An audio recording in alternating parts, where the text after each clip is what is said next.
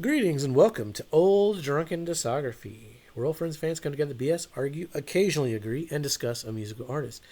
This week's musical artist is No Doubt, and we are talking about Rocksteady. With me, Steady rocking all night long. I'm sorry, it's always fucking Ninja Turtles Rocksteady for me. That's the first thing I think of. We got Mr. Tim and Mr. I'll Bill be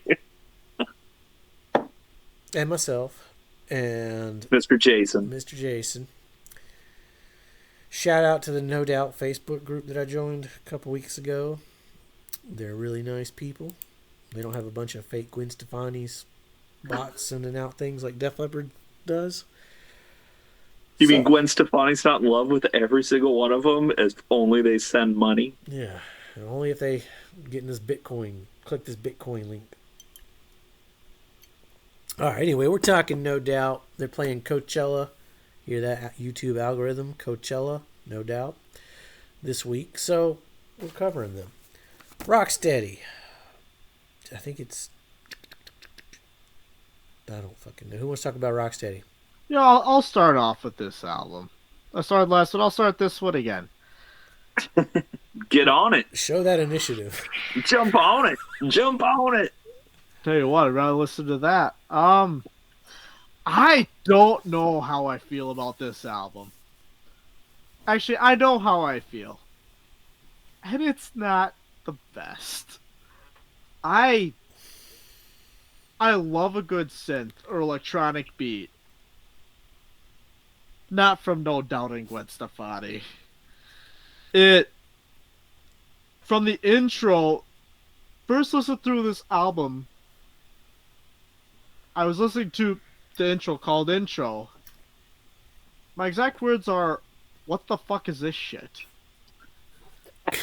Always a good sign. My And then we notes, got, my notes and say then- it's short, it's fine. and then I got to Hella Good. I'm like, okay, so where are we going? And we're going to Hey Baby. It's like, okay. So I thought these were all Gwen Stefani, on her own songs. Apparently they're No Doubt. Fuck me, am I right? You are. Yeah. Then we're This just shit is not BANANAS bananas. It might as well be though. It's Rocksteady. Oh my god. But like this entire album, start to finish, it's just Gwen Stefani show at this point. It's doing the techno stuff of 2001, which I wasn't a fan of that sound at that time. As I said, techno and synth and whatnot, that has a place.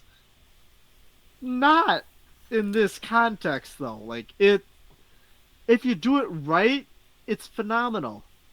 We went from playing trumpets and saxophones to repeating the same lyrics and hitting a couple notes on a synth and some computer stuff at this point. It's just, I don't know. This was a hard left turn down whatever street this is. This ain't Beacon I wouldn't Street. Pop Avenue.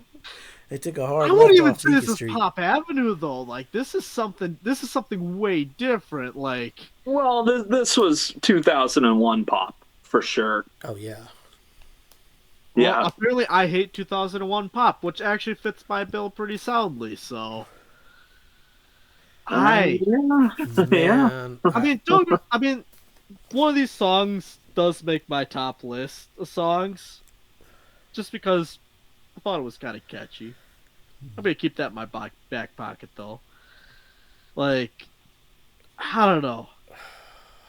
oh, This- man, I'm so going after you. Someone going after me for what? No, whenever you're done, I'm going to go after you. That Oh, gotcha. Like, this album, I mean, we'll see what I rank it. I'm sure it's not gonna be a surprise where I rank it at this point. It really ain't. I don't know what the fuck I'm listening to. Jason, just save this album from me. So I went into this knowing when you look at the track list what you're gonna get here. Um, intro, it's short, it's fine. Hella good. Did another one just bite the dust? Um, hey baby, I can honestly say this was the first time I heard this entire song. I had no idea that there was a male vocal reggae thing in the middle of it. I must have turned it off every time before that part. Making out, I like the vocal melody for the verses, I guess. Underneath it all sounds like a Return to Saturn leftover mixed with that Shaggy song Angel, which is just a complete ripoff of Juice Newton. Shout out to my wife who gave me this bit of musical knowledge. I should have brought that vinyl out. I have that one. Ooh, that's a deep cut. I got some Juice Newton on vinyl. Detective. I was about to say Detective isn't that bad. I was kind of digging that groove, but then that chorus, that may be the worst No Doubt I had heard up to this point. That shit was dumb. Don't Let Me Down. Okay, we got some new wave going on. It kind of works for No Doubt, honestly. I'll take this over Hey Baby any day. I think this is my favorite from the album. Start the Fire, it's fine. It's a little boring, but it's not offensive. Running, I didn't know this song. It was in Rock Band. I would play it in Rock Band to warm up because it was one of the easiest songs to 100% on expert drums. It kind of grew on me back then, so I don't mind this one now. It gets stuck in your head. In my head, musically, this one was a lot of fun, and it has some pretty decent lyrics. Like, there's just something about you that gets me in a twist, and sometimes I think that Cupid is just taking the piss. Platinum Blonde Life, I didn't mind it. Kind of reminded me of like a B-tier garbage song, which ain't too shabby. Hated fucking Waiting Room, though. Worst No Doubt song I've ever heard. And Rocksteady, I read a lot about this album, about how it was like Gavin and their relationship. Rocksteady kind of loses meaning in 2024. It's pretty, but it's not what I want out of a No Doubt song. Honestly, this album was better than I thought going in to it. Like, there was some good stuff here and there. See, and I had high hopes going into this album, and they got crushed about 5 seconds in. Like, there was a few deep cuts I liked. In My Head, Don't Let Me Down, Blonde Life was okay, Running. So it wasn't all bad. It was a left turn off of Beacon Street, though. Well, as I said, like, one of my top songs is off of this album. One. I'll throw it a bone.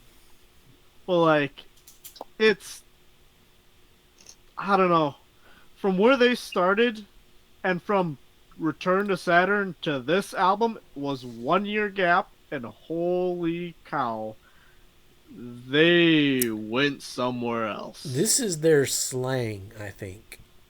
This is their, we're trying to be the trend. Like, they're chasing the trend of pop. Is it their slang or their acts? Oh, yeah, it might be their ex. I mean, can you tell them apart?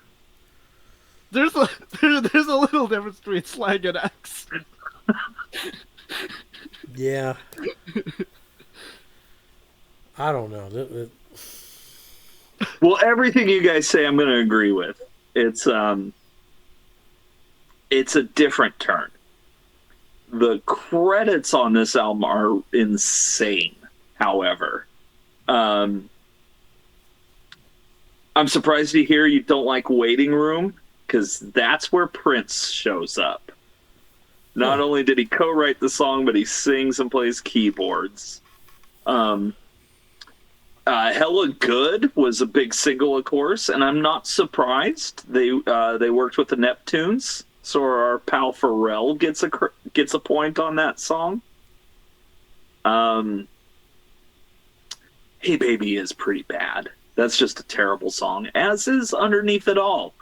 And that was co-written with Dave Stewart from the Eurythmics.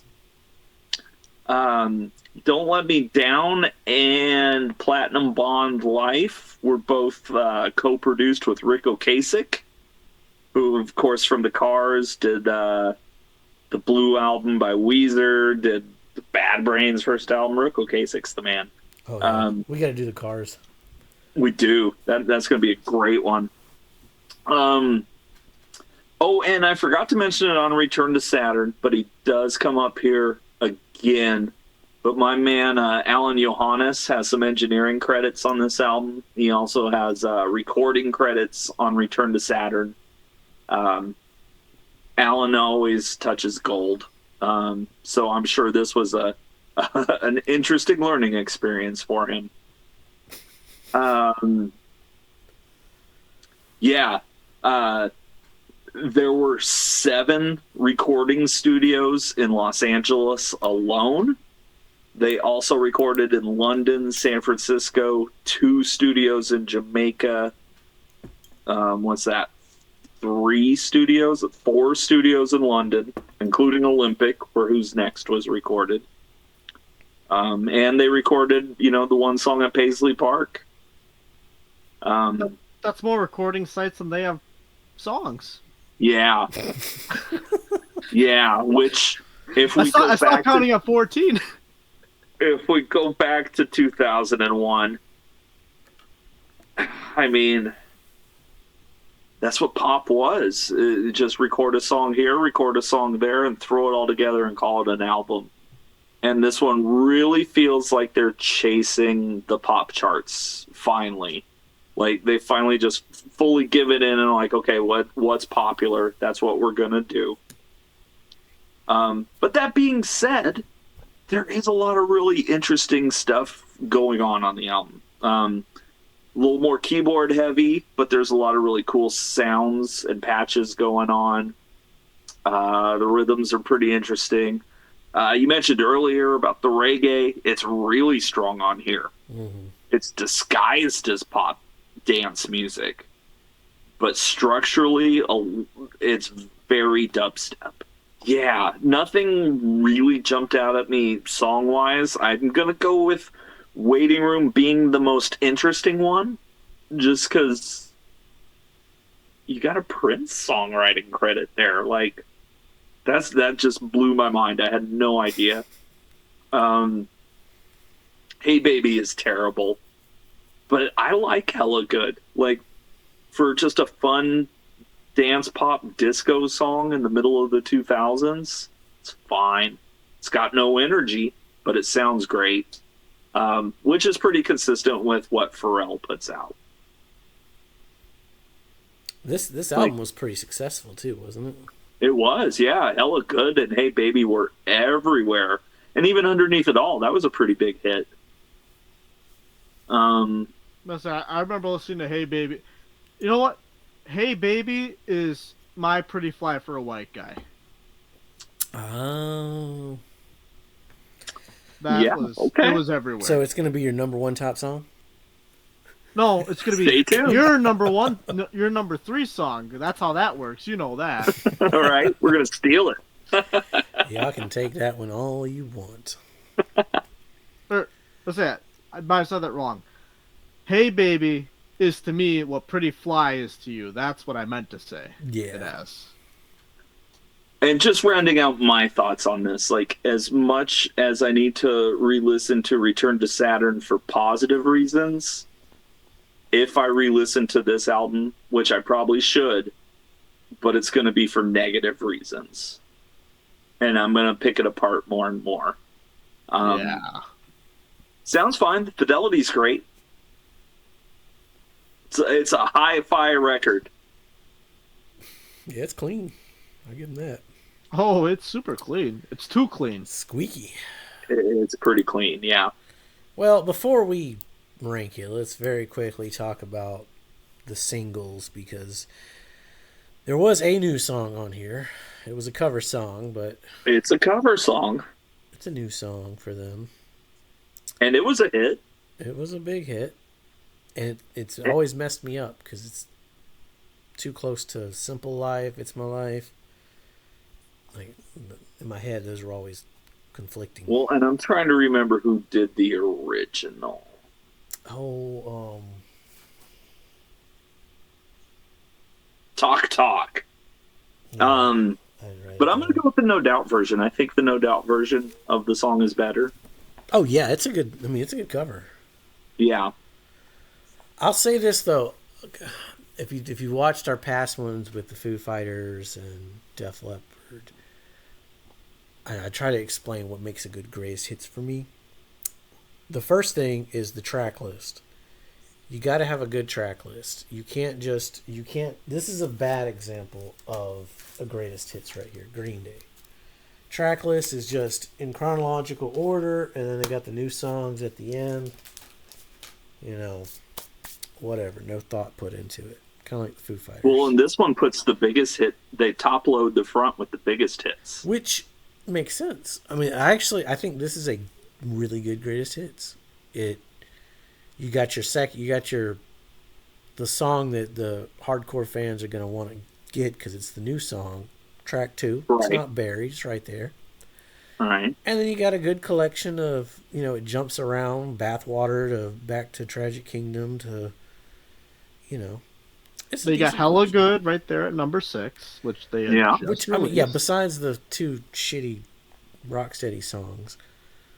Which were big single, which were They were big. greatest hits. They were big. I'm not basing it on the songs themselves. I'm saying track list, perfect. Well, and now Pharrell has points on 2 No Doubt albums. Which this one sold a lot. I remember this one when this one came out. Because really, this is all you need, right? You could use a couple of the deep cuts here and there. Yeah, I got a lot of good deep cuts. Well, sure. But if you're just a casual No Doubt fan, which, again, I've never met anybody who's an actual fan. Everybody's either was very casual or very anti against it. You just accidentally listen. Join the Facebook group. Come on in. We got lots to talk about. But yeah, they're not. I get it. Yeah. I don't know. Not much else to say. Yeah, one song and everything else is predictable. Yeah. Let's get back to the nitty gritty here and rank some Rocksteady. Is it my turn this time? I think it's my turn. I think this is another Beacon 2.0, but the other way. Yeah, I think we're back to Def Leppard here. Am I fair in saying that? You're going to be wrong on mine. Really? Bitch. And now you're correct. I was about to say. Come on now. Yeah, I mean, like, would I rather listen... personally, would I rather listen to the first album? Yes. Technically, is Rocksteady a better album? Yes. I see your Nah, point. to hell with that. I just want to listen to that first album more than Rocksteady. Yep, I'm with you, Bill. I'm with you. And I'm with you too. But technically, no. I mean, it's super clean. But it's whereas too the first clean. album is not. No, it's not. But And nothing on Rocksteady offended me as much as, like, I don't know, say the next album. Rocksteady kind of offended me. But yeah, Yeah, I mean, Hey Baby's pretty bad, but yeah, we'll get to that. We'll get to that next. Stick around. Push and Shove is next, the last No Doubt record, unless they put something out For after now. reuniting at Coachella. For the next 5 years. No, they'll just tour off of. now that they're playing by game show rules, they're going to play Coachella, and then at the end of that show, they're going to announce the pre-order for the new album, and probably drop a new single. Well, I saw an interview recently with Gwen where she was like, "Yeah, it's. I guess we could do a new record because that seems to be what all the '90s bands are doing now, and seems to be a big success, and they're making a lot of money, so we could probably do Which that. means they're going to do it, which means it's probably already done, and it all gets announced / surprise dropped at the Coachella show. And Mutt Lang gets a production credit. Always. Everything that ever gets done, you got to give him a point.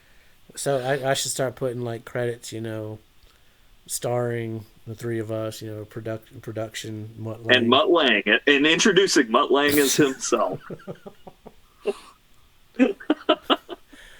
All right. Be safe, make good decisions. Thanks for watching. We have a blast doing this, and hope you had one as well. If you like this content, please give us a thumbs up and hit subscribe. It really helps us grow and to reach our goal of 690 subscribers. You can also come hang out with us on Facebook and Discord in the links down below. Last but not least, thank you Patreon supporters. You guys rock. Be on the lookout for more behind the scenes content in the future as well.